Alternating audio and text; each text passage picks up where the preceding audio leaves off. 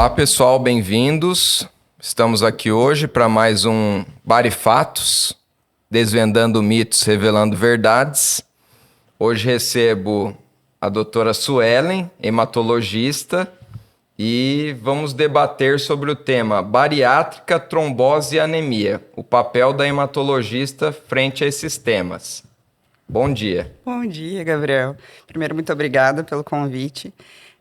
Você é uma pessoa que eu considero bastante, assim, e eu acho que esse tema, para mim, é um tema muito, muito caro, assim, falar sobre obesidade, porque eu acho que é uma das necessidades médicas menos atendidas hoje em dia. Quando você vai no médico, é nítido, né, na sua frente a pessoa, mas ninguém aborda isso, né? Ah, deixa para o endócrino, deixa para o cirurgião bariátrico, mas os clínicos precisam falar muito sobre isso. Então, muito obrigada por ter me convidado, é uma coisa que eu sempre abordo no consultório.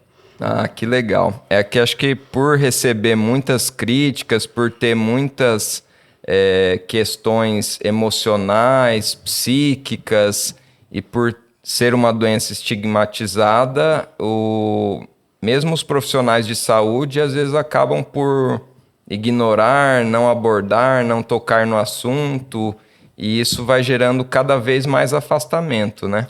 Sem dúvida. Eu acho que a questão da obesidade, para mim, ela começa quando a gente evita usar o termo doença, né? Então, e eu acho que, né, posso estar errada, lógico, mas a meu ver, quando a gente tira a questão de isso é um problema, sei lá, psicológico seu, isso é uma questão de força de vontade, não, isso é uma questão, né, uma doença, tem um CID, como qualquer outra doença, né?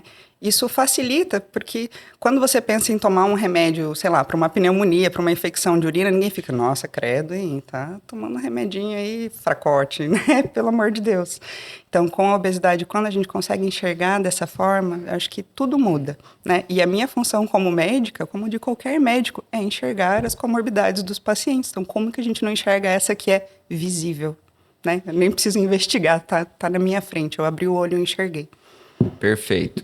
Doutor, eu queria saber de você, por qual motivo, frente à ciência, o indivíduo obeso tem uma predisposição maior a eventos tromboembólicos. Explica para nós um pouquinho o que são os eventos tromboembólicos e tenta explicar para o leigo como que surge essa questão com maior frequência no indivíduo obeso. Então, tromboembólicos é muito complexo, Exato. né? Até para alguns colegas, às vezes. Verdade. Então, ó, o que é um tromboembolismo, tá? É um evento, pensa num cano, assim, para ser uma forma bem para leigo, tá? Então, você pega um cano e alguma coisa fez com que esse cano entupisse. Não vai mais passar água, tá? Então, isso é o princípio de um evento tromboembólico. Então, você pode ter uma trombose, um entupimento desse cano em qualquer lugar do seu corpo. Então, se você tem esse entupimento de cano na sua perna, numa veia profunda, você vai chamar de trombose venosa profunda. Se você tem um entupimento dessa veia no seu coração, você vai chamar de um infarto agudo do miocárdio. Nem sempre é numa veia, na maior parte das vezes é numa artéria, né? Se você tem isso no coração, no cérebro, você pode ter um AVC, né? Ou AVE isquêmico. Então, enfim, depende de onde acontece o entupimento do vaso sanguíneo. Isso é um evento tromboembólico. Aí a gente diferencia, né, como eu falei, nas tromboses venosas, nas tromboses arteriais. Você pode ter trombose de grandes vasos, trombose de pequenos vasos, tromboses superficiais e tromboses profundas. Então, dependendo de onde acontece esse evento tromboembólico, é que eu vou determinar qual é o diagnóstico e qual é o tratamento. E por que a obesidade tem muita relação com isso? Então, se você pensar num cano, também é uma analogia muito fácil. Você tem lá um cano dentro da parede. Então, eu pego e eu o tijolo começou a apertar esse cano. Esse é um mecanismo de trombose. Você está comprimindo um vaso sanguíneo. Então, a pessoa que tem obesidade, uma das coisas que ela faz é o tecido adiposo, né, dela vai lá e comprime o vaso sanguíneo. Outro mecanismo de trombose... Causa uma restrição ao fluxo, é isso, né? Isso, o sangue não consegue passar, ali começa a ficar mais difícil, então uma hora vai acabar entupindo. Outro mecanismo de trombose é que o paciente obeso, as células de gordura, né, elas geram um estado inflamatório crônico. tá? Então, doenças inflamatórias crônicas em geral, e obesidade é uma delas, aumenta risco de trombose também, tá?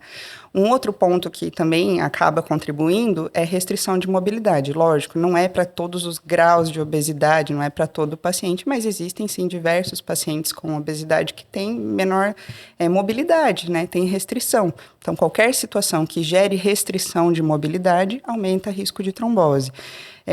E são muitos fatores até, por exemplo, alguns tipos de câncer aumentam o risco com obesidade. E câncer é o maior fator de risco que você pode ter para ter uma trombose é quem tem câncer. Mais risco até de quem já teve uma trombose, né? Se você tem um câncer. E tem como mensurar mais ou menos o quanto o indivíduo obeso tem de chance de ter um evento tromboembólico em relação à população em geral? Quanto é maior esse risco ou não existe um estudo bem robusto a respeito disso? Existem alguns scores que a gente usa, né, de preditores de trombose. Então, você tem o score de Wells para trombose, que é para diagnóstico, na verdade, e você tem alguns fatores de risco populacionais, assim, alguns estudos que falam, essa doença aqui aumenta 2,3%, 5%, 20%, mas aí depende muito da população analisada, né, porque uma coisa é você analisar a população europeia, outra coisa é você analisar a população japonesa, então, essa definição de risco ela não é tão precisa, ainda mais no Brasil que a gente é tão miscigenado, né? Mas existem sim alguns índices que podem apontar para isso e, de fato, a população com obesidade em qualquer cenário ela vai ter maior risco de trombose. E frente ao paciente que tem uma indicação de cirurgia bariátrica, quais os cuidados que o cirurgião, que o médico que está conduzindo o caso deve ter para evitar esses eventos, doutora? Então, uma das grandes preocupações quando o paciente vai fazer uma cirurgia bariátrica sempre é a questão da trombose, né? Então, meu Deus, a cirurgia aumenta o risco de trombose. Tá, porque a obesidade não aumenta, né? Claro, você já convive com uma situação que cronicamente aumenta o seu risco. Então, não só para a cirurgia bariátrica, mas, em teoria, qualquer cirurgia aumenta potencialmente seu risco de ter trombose. É claro que existem algumas cirurgias que têm um risco maior. São cirurgias que uma anestesia que dura mais do que 30 minutos, uma internação de um pós-operatório que o paciente vai ficar mais do que 3 dias internado e uma situação em que o paciente vai ficar imobilizado, acamado, né, impedido de deambular depois da cirurgia. Então, essas são situações que classicamente. Então, a gente está falando de bariátrica, mas uma cirurgia de joelho aumenta muito mais o risco de ter uma trombose do que uma bariátrica, por exemplo, porque o paciente vai ficar lá com o joelho imóvel e não consegue, né, andar muitas vezes ou se anda com restrição, tá? Mas a gente tem como minimizar isso. Então, a gente lembra de algumas situações para encaminhar para o especialista num pré-operatório. Então, bariátrica, cirurgia plástica, geralmente o pessoal se lembra de encaminhar. Mas se a gente encaminhasse todo mundo que fosse fazer uma cirurgia para uma avaliação prévia, a gente reduziria esse risco de uma forma enorme, assim. Porque nem sempre é só a cirurgia que vai ser o fator de risco do paciente para trombose. Às vezes ele tem, sei lá, uma artrite reumatoide, um lúpus, alguma doença, outra doença inflamatória crônica, que não é a cirurgia bariátrica em si, isolada, que vai trazer esse risco, e sim as outras questões que ele tem. Então, a gente tem, sim, formas muito, assim, tranquilas até de reduzir esse risco, desde que tenha uma avaliação correta.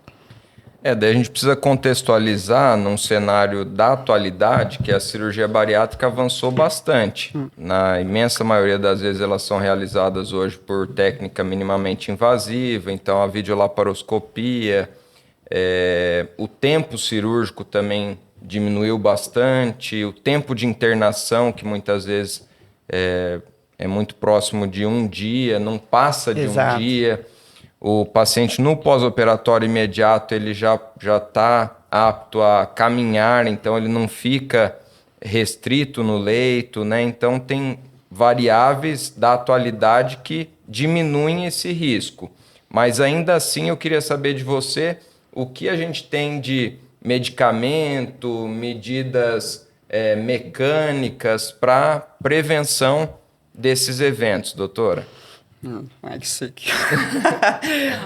Primeiro, isso que você falou da questão do cirurgião, já começa por aí, né, a redução de um risco de trombose. Então, a gente sabe que existem cirurgiões e cirurgiões, a gente sabe que existem equipes, né, e equipes dentro de hospitais e a própria estrutura do hospital. Então, assim, às vezes você está fazendo seu trabalho, assim, lindo, falando, olha, você anda precoce, leva um tênis para o hospital no pós-operatório para você já andar, e aí você chega lá e o técnico, o enfermeiro fala, ó, não pode andar. Então, assim, ter o esclarecimento do paciente e essa orientação de andar precocemente, isso é fundamental, né? Em relação a estratégias medicamentosas ou não medicamentosas para reduzir o risco de trombose. Então, a primeira delas é andar precocemente, tá? Que é uma coisa super simples de se fazer e que as pessoas, às vezes, por exemplo, dor é uma das coisas que reduz mobilidade. Então, poxa, fazer uma boa analgesia no pós-operatório já vai facilitar um monte, né, na vida desse paciente. Profilaxias, né, formas de evitar uma trombose mecânicas. Então, a meia elástica e a bomba de compressão pneumática. Então, a bomba de compressão pneumática, de fato, ajuda, né, mas a meia elástica já tem meta-análise que mostra que não funciona muito. A gente usa, tá? Mas tem um... Ai, não lembro se foi tese de doutorado dele, foi apresentado no último Congresso Brasileiro de Hematologia.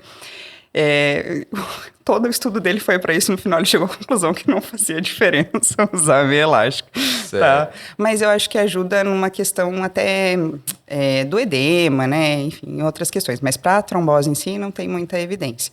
E o grande, né, sei lá, protagonista para evitar uma trombose no pós-operatório é o uso de uma medicação que chama heparina, né? Que é um anticoagulante que vai desbalancear a sua cascata de coagulação. Então, no nosso corpo, a gente tem algumas substâncias que aumentam a nossa coagulação e outras que reduzem.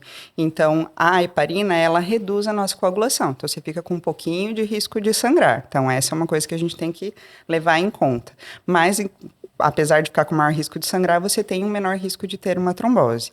Para a cirurgia bariátrica, é indiscutível que existe a necessidade de uso de uma heparina num pós-operatório. Primeiro, por ser uma cirurgia, por ter tempo de anestesia prolongado e por ter o fator de risco da obesidade, né, como um fator de risco para trombose ali num pós-operatório imediato. Agora, quanto tempo, qual dose, isso depende da sociedade, né, médica que está recomendando. Então, a gente tem, sei lá, a Sociedade Americana de Hematologia que vai dizer uma coisa, a Sociedade de Pneumologia, do Guideline do CHEST, que vai dizer outra, a Sociedade de Cardiologia, que vai dizer outra, né, e as sociedades cirúrgicas, né, que às vezes dão outras recomendações, mas que existe uma necessidade de uma heparina no pós-operatório parece ser um consenso. Diga-me você. Então, doutora, eu até tenho essa dúvida, porque a gente ouve de outras especialidades, de outras cirurgias que têm essa preocupação do evento tromboembólico na rotina do pós-operatório, e eles usando, inclusive, anticoagulantes orais para prevenção.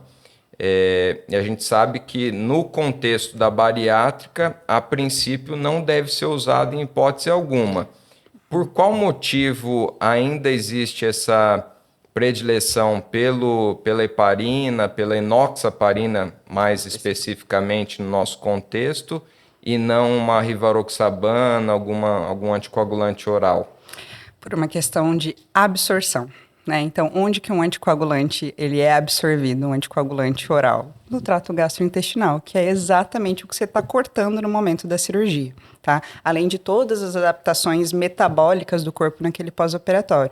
Então, existe uma recomendação, tem um artigo de 2021 do Martin, que é um artigo específico, assim, anticoagulação da cirurgia, pós-cirurgia bariátrica, que ele analisa cada um dos anticoagulantes, então, desde antagonista de vitamina K e os anticoagulantes diretos orais, né? Então, rivaroxabana, apixabana, dabigatrana, e aí ele fala o tempo de cada um, assim, de adaptação do organismo. E o consenso parece ser de que nos primeiros 4 a 6 meses pós-bariátrica não se deve usar anticoagulante oral para o paciente, né, que fez cirurgia bariátrica.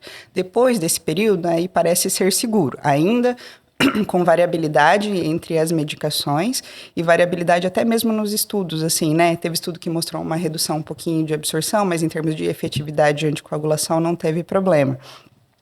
Mas não se deve usar anticoagulante oral nesse primeiro período. Por isso, porque ele é absorvido no local que você está cortando, então não vai absorver. Tá? E além de não absorver, né, dependendo do paciente, às vezes lá um tempão depois, uma coisa que você tem que se perguntar é se não vai ter um efeito aumentado até, né? Então o paciente perdeu muito peso, então a gente deve monitorar o nível da medicação. Legal, perfeito. Ô, doutor, e outra questão que também acho que vale a pena a gente abordar aqui é o grau de hidratação do indivíduo. Quanto isso pode influenciar para que ocorram eventos de trombose, embolia, frente ao pós-operatório? A gente tem que ter essa preocupação ou é mito? Me explica um pouquinho mais sobre isso. Então, de novo, lá, vamos voltar para o nosso cano, né? Você pega um cano, você bota um pouquinho de areia, mas ele está cheio de água, não vai dar nada, né? Mas você começa a ter pouco líquido e muito componente sólido, isso vai aumentar o risco de trombose. Então, desidratação é um dos maiores fatores de risco para trombose que existe, tá? No pós-operatório de bariátrica, existe aquela dieta líquida, né, que é difícil, às vezes, né, para o paciente de conseguir atingir a meta diária de ingestão líquida, mas ela é fundamental, essa orientação, tá? Porque o seu corpo inflamado, ele já vai acabar sequestrando um pouquinho da água ali pelo processo inflamatório, então você precisa ajudar a repor isso, porque desidratação em qualquer contexto, tá? Não só no contexto de cirurgia bariátrica, então, sei lá, paciente desnutrido por questão social, assim, né? É um paciente com risco aumentado de trombose. Então, sim, não é mito, não. Isso é bem verdade, que desidratação aumenta o risco de trombose. Maravilha. Doutor, acho que agora vamos mudar um pouquinho o foco e falar um pouco de anemia, carências que podem surgir no pós-operatório da bariátrica e isso culminar até com uma anemia. Eu queria que você falasse para mim qual o cuidado que o médico que está conduzindo o pós-operatório, seja o cirurgião bariátrico, seja um hematologista, com que frequência ele deve monitorar através de exames esse paciente, quais as estratégias que existem para evitar essas carências, evitarem a anemia, enfim. Fala um pouquinho disso para nós. Com certeza. Então, assim, uma das coisas que ajuda a evitar que o paciente acabe evoluindo com uma anemia é você avaliar o estoque desse paciente e o hemograma antes da cirurgia, né? O hemograma a maioria lembra, mas dosar vitamina não é todo mundo que dosa, não. Por quê? Às vezes esse paciente já chega com uma deficiência nutricional para a cirurgia, então é lógico que ele vai depletar mais rápido. Então, hoje em dia, uma das coisas que, por exemplo, afeta a disponibilidade de vitamina B12, por exemplo, é o uso de medicações para emagrecer. Então, né, no comercial não é legal usar, mas esses injetáveis, né, que auxiliam muito no emagrecimento, mas eles levam a deficiência de vitamina B12, alguns remédios para diabetes, então o paciente às vezes obeso já vai ter essa comorbidade, então ele já vai chegar com falta de B12, às vezes com falta de ferro, porque tinha uma dieta que não era tão rica em carne vermelha, por exemplo, tá? Então, avaliar prévio à cirurgia, isso é bem importante, porque aí você já até trata uma deficiência para a cirurgia, né? Isso já vai melhorar um desfecho de pós-operatório, por exemplo, cicatrização, já vai ajudar bastante. Num pós-operatório, se a pessoa tem uma boa reserva, às vezes demora bastante tempo para faltar. Tá? Então, não é raro o paciente que chega no consultório e fala, nossa, mas eu fiz minha cirurgia faz 3 anos, nunca faltou, agora? Como que pode? Se é da cirurgia? Eu falei, então, algumas pessoas demoram mais para acabar com o estoque. Mas o recomendado é que o paciente fez a cirurgia, ele não perca segmento, né? Então, logo no começo, assim, 3, 6 meses pós-cirúrgico, já avaliar os níveis de vitaminas, porque se você repuser precocemente, você nunca vai deixar chegar na anemia. Tá? E outro ponto importante é qual é o nível recomendado das vitaminas, tá? Então, não é se basear em valor de referência do laboratório, principalmente para ferro, tá? Certo.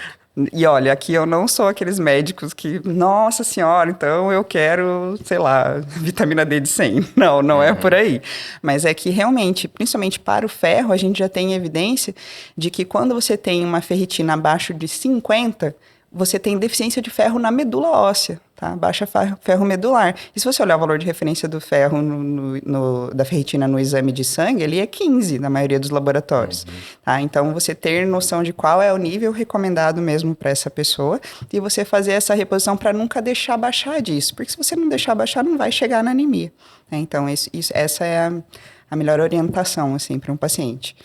E os sinais clínicos que surgem, às vezes você não dispõe do exame ainda, mas o paciente chega com algumas queixas para você ter aquela suspeita. Quais seriam, doutora? Como que você vai suspeitar, né?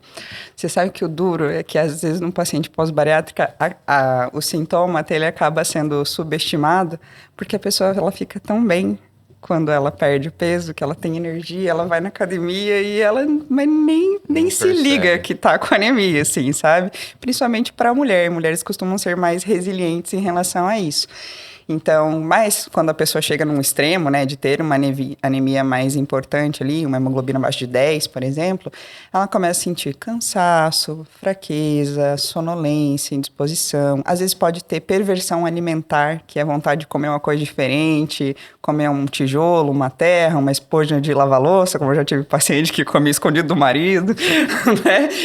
Então, geralmente os sintomas são mais assim, quando você tá com uma gripona, assim, que você fica... Queda de cabelo. Queda de cabelo, unha quebradiça, né? Que na mulher então, é uma preocupação, com né? certeza. Você já vai ter por conta, né, da cirurgia, muitas vezes. Sei lá, estresse e outros pontos, mas você tem, sim, esses sintomas. E tem gente que não precisa chegar na anemia para ter o sintoma também. Então, já tem estudo que mostra que mulher com falta de ferro sem anemia, muitas vezes tem sintoma, tá? E que diminui a aptidão cardiovascular. Então, é importante você não deixar mesmo chegar na deficiência, que inclusive é uma dificuldade para a gente na prática em termos de tratamento. Porque muitas vezes, quando você vai indicar uma reposição de ferro, a operadora de saúde só deixa você repor quando o paciente tem anemia. Já tem anemia, né? E, poxa, não é para ser assim, né? A prevenção é sempre o melhor, mas... Na prática não é assim que funciona. E formas de repor esse ferro? Levando em conta... Claro que no sleeve a gente sabe que a absorção não é tão dificultada no pós-operatório, porque é uma cirurgia basicamente restritiva, ela não vai trabalhar tanto na absorção. Na prática a gente sabe que diminui um pouco, mas nada tão expressivo. Mas no bypass, que a gente sabe que nitidamente tem essa desabsorção, é possível ainda assim fazer uma reposição oral ou na imensa maioria das vezes a gente acaba tendo que lançar a mão da reposição injetável? Sabe que você falou da diferença das cirurgias, né? Do sleeve e do bypass, assim. Embora a gente sabe ali, né, que uma tem uma restrição gástrica e intestinal e a outra é só gástrica, nem sempre, né, isso se traduz em sintomatologia do paciente ou, enfim, na dificuldade dele de absorção de vitaminas. Até mesmo em sintomas, às vezes, né? Sei lá, tem paciente meu que fez bypass e chega lá e fala assim, nunca teve um entalo na vida, nunca teve um dumping, nunca teve nada, tá sucesso. E outro que fez sleeve que chega, meu Deus do céu, né, tem um monte de coisa, tá? Mas, enfim, em termos de... A tua pergunta que era da reposição, se dá para ser oral ou não... Olha, na medicina tem aquela premissa, nem sempre nem nunca. Tá? Via de regra, né, principalmente para quem faz bypass, é muito difícil conseguir absorver oral, né, num pós-operatório. Mas existe quem consegue? Existe. Tá? E existe também uma questão de outras perdas. Então, por exemplo, uma mulher em idade jovem que menstrua, ela não vai ter só dificuldade de absorção, ela ainda tem a perda associada, tá? Então você tem a historinha da torneira aberta, né? Opa, caixa d'água, torneira aberta, exatamente. Então você tem que avaliar outros fatores, assim, para ver o ritmo de perda, né, de vitaminas dessa mulher, tá? Mas na maioria das vezes, o paciente pós-bariátrico, assim, não vai absorver ferro via oral. Tá? Então, até porque a dose que você precisa fazer, às vezes, uma dose maior, traz efeitos gastrointestinais. Então, ou ele não vai absorver ou ele não vai tolerar, né, a absorção oral. Então, ferro, via de regra, você faz endovenoso para quem é bypass, né, pós-bypass. E a B12, né, antes da gente ter, que é outra vitamina muito importante, né, numa reposição de pós-operatório, antes da gente ter a vitamina B12 sublingual, era basicamente injetável. Hoje em dia, a gente já tem muitos pacientes que conseguem, sim, absorver com a vitamina B12 sublingual. Mas aí entra num dilema custo, né? Hoje em dia a gente já tem algumas medicações genéricas, similares e tal, mas ainda é um fator que impacta, né? Na questão social do paciente, a escolha da forma de reposição. E a dose da B12 injetável acaba sendo mais economicamente mais barata, né? Sim, então você compra lá uma marca que tem 3 ampolas que você paga R$ 15. E 3 ampolas, assim, na maioria dos pacientes, você consegue fazer uma vez a cada 15 dias ou uma vez por mês. Então, digamos que suas 3 ampolas vão durar ali 3 meses por R$ 15. Enquanto, às vezes, você vai comprar um medicamento que custa R$ 90 por mês, um comprimido sublingual por dia, né? O oral também tem paciente que consegue absorver, às vezes, B12 oral, mas é minoria, tá? Então, são as duas situações. Rapaz, tô falando horrores, Gabriel, você me corta. E me diz outra coisa, a gente já citou o ferro, a B12. Você acha importante também dosar folato, ácido fólico? Quais outras substâncias, outras vitaminas você acha importante dosar no pós-operatório e acompanhar de perto? Então, a cirurgia bariátrica, ela vai atrapalhar a absorção de todas as vitaminas lipossolúveis, né? Que é o famoso KD, K-A-D-I-E, tá? Mas a gente acaba avaliando outras vitaminas também, porque todos os micronutrientes podem ser afetados por um corte de um pedaço do intestino, né? Que é o nosso principal meio de absorção. Então, vitamina C, ácido fólico, porque tem o folato, né? Tem relação com a vitamina B12. Então, na minha rotina, eu costumo dosar B12, ferro, ferritina com índice de saturação, que isso é um ponto bem importante, tá? Nossa, a ferritina tá boa, então não precisa repor ferro. Às vezes o paciente está inflamado por outra questão, e aí ele vai ter ferritina alta com um índice de saturação baixo. Então, isso significa que ele tem deficiência real de ferro, mesmo com a ferritina alta. Então, ferritina de saturação, B12, o ácido fólico eritrocitário é uma coisa importante. Então, dosar ácido fólico na corrente sanguínea não garante que o nível de ácido fólico do paciente, de fato, está bom. Tem que ver se ele foi incorporado no eritrócito. Aí, cobre, zinco, outros, assim, eletrólitos, tipo magnésio, não tem muita evidência, tá? Mas às vezes a gente dosa dependendo do sintoma do paciente, e as vitaminas lipossolúveis. Cálcio, né? Também Cálcio também é importante. Cálcio é importante comer mulher. Mas é importante avaliar também. Tá? Perfeito. Doutora, surgiu recentemente nas redes sociais uma notícia vinculando uma pessoa que tinha sua vida exposta, uma pessoa pública, e ela tinha cirurgia bariátrica já 3 anos ou mais, e ela teve uma trombose, uma embolia pulmonar e veio a falecer. Você acha que pode ter alguma relação direta da cirurgia bariátrica com esse evento ou foi uma casualidade? Eu acredito que tenha sido uma casualidade. Por quê? Quando a gente pensa em estabelecer uma relação direta entre qualquer processo cirúrgico e uma trombose, geralmente o tempo que a gente estabelece é de 3 meses. Tá? Então, qualquer trombose que tenha acontecido 3 meses após uma cirurgia, um procedimento cirúrgico, ou uso de alguma medicação, você pode considerar que foi relacionado àquilo. Passou esse intervalo, é muito pouco provável. Tá? E se a gente for pensar a longo prazo, numa cirurgia bariátrica, se o paciente, ele tem maior risco de ter uma trombose, na verdade não, tudo indica que ele vai ter menos risco de ter uma cirurgia. Ele está menos inflamado, ele já diminuiu a adiposidade, ele está ativo. Isso, e a minha preocupação é, na verdade, nesses pacientes, como ele tem dificuldade de absorver as vitaminas lipossolúveis e vitamina K é uma delas, eu me preocupo com sangramento e não com trombose a longo prazo, tá? Embora seja muito raro, tá, gente? Ter Perfeito. Aproveitando o gancho, a gente já falou em ferro, B12, falamos em ácido fólico. Você podia falar um pouquinho da vitamina K para nós, doutora? Qual que é a relação dela frente à coagulação ou frente ao sangramento? Explica para nós isso. Tá. Então, a vitamina K, ela é uma vitamina que ela é um cofator, ela é ligada a fatores de coagulação. Tá? Então, existe até uma medicação, que é a varfarina, que ela é um antagonista da vitamina K. Então, quando eu inibo a vitamina K, eu inibo a minha coagulação. Então, pós-cirurgia bariátrica, a gente pode ficar com dificuldade de absorver essa vitamina. Então, se o paciente está tendo uma vida normal, não está tendo sangramento aumentado, nada, a gente subentende que essa vitamina K tá boa, tá? Então não tem, assim, uma necessidade de você ficar monitorando e fazendo uma reposição de vitamina K empírica para esses pacientes. Mas num quadro suspeito, aí sim, você dosa e avalia a necessidade de reposição. E existe esse medicamento de forma oral ou é sempre injetável, intramuscular, endovenoso? Existe o medicamento, a ampola, e aí o que a gente faz é quebrar a ampola e tomar. Tá? Então, inclusive, para quem usa anticoagulante, às vezes a gente precisa reverter, a gente só quebra a ampola e o paciente toma. Tá? Perfeito.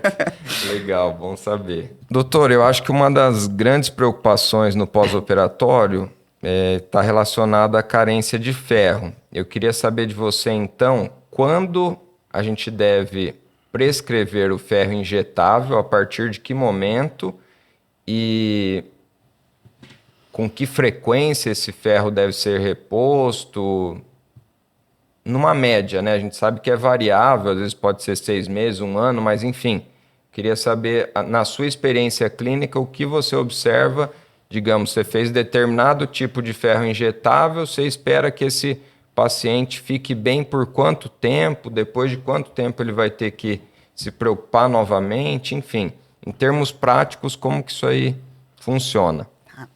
Então, começa que depende do medicamento que você está usando, né? De qual forma de ferro você está utilizando para fazer a reposição endovenosa. Então, a gente tem basicamente 2 formas de fazer a reposição, que é o hidróxido de ferro, tá? Mais popularmente conhecido como noripurum, e a gente tem a carboxilipomatose férrica, que é o ferro inject, tá? E essas 2 formas, elas vão ter durabilidades diferentes, né? Então, quanto tempo? Depende qual que você fez, tá? E a segunda é em qual dose foi feita. Então, dessas 2 medicações, a gente tem, primeiro, uma questão de facilidade de posologia. Tá? Então, antes de pensar ainda em durabilidade, de comodidade do paciente. Então, eu, quando estava gestante, precisei repor um ferro na veia, né? E eu optei pela medicação que ela era muito mais cômoda para mim. Por quê? Porque você consegue, com o ferro inject, fazer 1.000 miligramas de ferro efetivo, né, por vez, em uma aplicação que dura 30 minutos. Tá? Enquanto para você conseguir fazer os mesmos 1.000 miligramas de um noripurum, você vai precisar de 4 aplicações pelo menos, porque você não pode fazer mais do que 300 miligramas por vez, então cada ampola tem 100, então você tem que fazer no máximo 3 ampolas por vez e cada ampola não pode correr em menos do que 1 hora, porque senão o paciente pode ter reação, alergia. Então é como, eu não posso tomar ferro na veia que eu tive reação. Não, provavelmente você só fez a medicação muito rápido. E aí isso pode dar coceira, até edema de glote, assim, é lógico, tem paciente que tem alergia mesmo, mas a maioria das vezes é só por administração errada, que com o ferro inject a gente não tem esse problema, pode fazer rápido, não tem problema, respeitando esse intervalo, 1 ampola em 15 minutos, 2 ampolas em 30 minutos. Outra questão é a diluição da medicação. Então, o noripurum, ele é feito, você tem que fazer 3 ampolas, tem que fazer em 500 ml de soro, enquanto 2 ampolas do ferro inject você faz em 250 ml de soro. Então, para alguém que tem problema cardíaco, que colocar muito soro, né, muito volume é um problema, então essa é uma vantagem. E aí, pensando, mas de quanto em quanto tempo? Me dá uma receitinha. Eu não sei, porque depende muito do paciente, isso é verdade. Então, aquilo que eu falei, a mulher menstrua ou não menstrua, ela está gestante ou não gestante, sei lá, ela tem uma doença inflamatória intestinal crônica que também altera a absorção de vitaminas, então tudo isso vai influenciar. Ingere... Ela ingere o ferro, não ingere, né, quanto que absorve. Tem paciente que consegue fazer reposição 1 vez por ano. Tá? Então, ele faz ali uma reposição inicial, às vezes um pouco mais intensiva, e depois ele consegue fazer só uma dose de manutenção anual. E isso também é muito importante falar, porque tem paciente que repôs uma vez, ficou bom, ele não volta.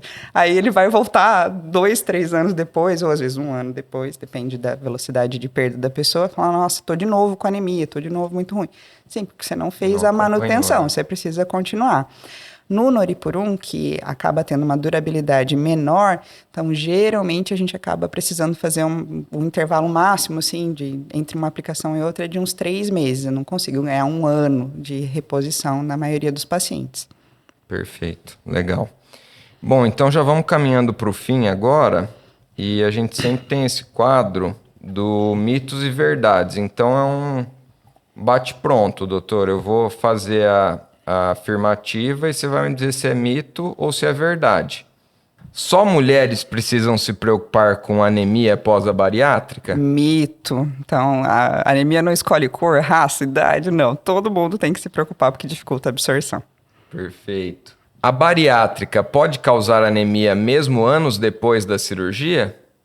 Pode. Então, é aquele exemplo que eu falei no começo, né? Você pode ter anemia, às vezes, 5 anos depois de ter feito a cirurgia. Fala, nossa, mas não é possível que seja lá de cirurgia. Então, é. E às vezes a pessoa, não é que ela não tinha antes, ela só tinha uma anemia leve e ninguém nunca deu bola. Tava lá com uma hemoglobina. Tinha uma determinada reserva, depois foi se acostumando com aquilo. A gente se acostuma a viver mal, olha que tristeza. Se eu comer carne vermelha, nunca terei anemia depois da bariátrica? Não, querido. Então, assim como você tem dificuldade de absorver a vitamina, né, por comprimido oral, não vai adiantar você comer a carne, porque ela é absorvida no mesmo lugar, né, no mesmo trato gastrointestinal. Então, ajuda, mas não adianta. Exato. Se minha ferritina estiver normal, eu não tenho anemia? Não. Então, a ferritina, esse é um negócio que eu sempre gosto de explicar para os pacientes, assim. A ferritina, o que ela é? Ela é um depósito de ferro no corpo, tá? E aí existe uma outra proteína que chama transferrina, de transporte, que é um transportador de ferro. Então, a ferritina, ela é produzida pelo nosso fígado. Então, a função original dela é armazenar ferro, mas às vezes, se o meu fígado tem algum sinal errado de inflamação, ele estimula, ele fala, produz ferritina aí. E não tem ferro para guardar, ele só produziu ferritina. Então, é um monte de depósito vazio de ferro. A transferrina, nesses cenários, ela é muito mais específica. Por quê? Porque como ela é um transportador de ferro, se ela chega e tudo que ela tem para transportar, ela está descarregando ali, não tem mais nada para ela transportar, é porque realmente está faltando ferro. Então, tem um exame que chama índice de saturação de transferrina, que me diz quantos % de ferro tem dentro dessa transferrina, que é muito mais fidedigno, é muito mais confiável para a gente avaliar se o estoque de ferro, nesses casos que a ferritina está alta, mas é inflamatório, se está suficiente ou não. Então, esse índice abaixo de 20%, ele me diz que está faltando ferro para o paciente. Perfeito. A cirurgia bariátrica sempre causa trombose? Não, mito. Super mito. Na verdade, se a gente pensar, a cirurgia bariátrica ela vai diminuir vários dos fatores de risco que o paciente tem para trombose. Então, é só a gente fazer a profilaxia correta que tem tudo para dar certo. Legal. Então, acho que nós vamos caminhando para um final. Eu gostaria de pedir para a doutora deixar uma mensagem para aquele paciente que vai fazer a bariátrica e que tem medo de trombose, medo de anemia.